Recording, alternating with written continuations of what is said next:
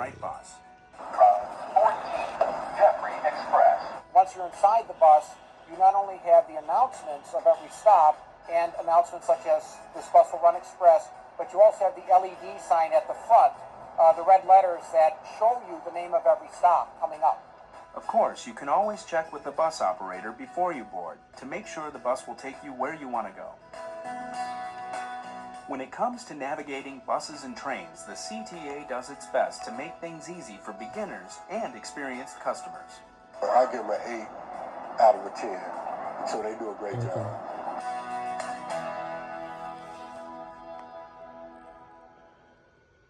CTA visitor passes are a great value because they allow unlimited rides on CTA trains and buses for a set number of days. With visitor pass vending machines at tourist hotspots throughout the city, getting a visitor pass is easier than ever, helping to keep your travel plans on track. Summer is the height of the tourist season in Chicago, and many visitors arrive via Union Station.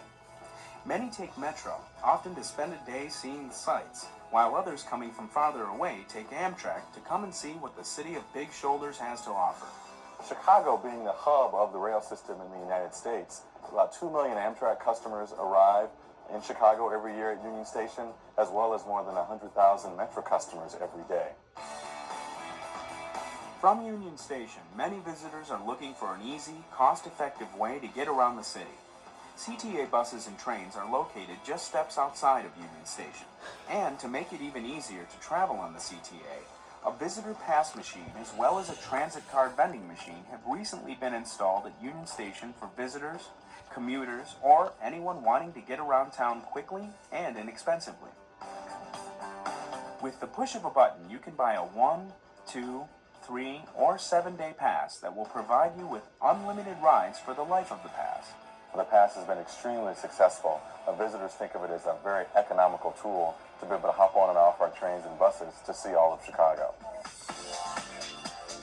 Visitor pass machines are user-friendly so that anyone can buy a pass with ease. They take credit and debit cards in addition to cash. There are instructions in English and Spanish, as well as an audio component and Braille type. Now here's how the visitor pass machine works. I want to walk you through buying a one-day pass with a Visa card. You would choose the number 2, one-day pass. At this point, I'll ask you to either insert cash or use your bank card. We're going to be using a bank card today. At this time, the machine is authorizing the credit card. Once we receive authorization, the machine will dispense the card that you want.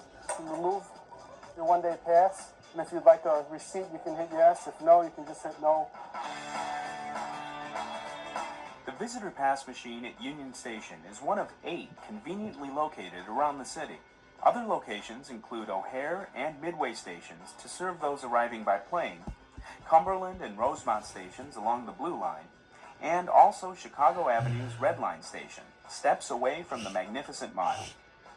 A visitor pass machine can also be found at the Waterworks Visitor Center along Michigan Avenue. Of course, if you have guests coming to town, a visitor pass is the perfect way for them to see the sights of Chicago. About half the visitors to Chicago actually stay with family and friends. And one of the key components of our marketing plan is to let Chicagoans know that, hey, if you've got guests coming in town, why not get them a visitor pass so they can sightsee when you're off at work?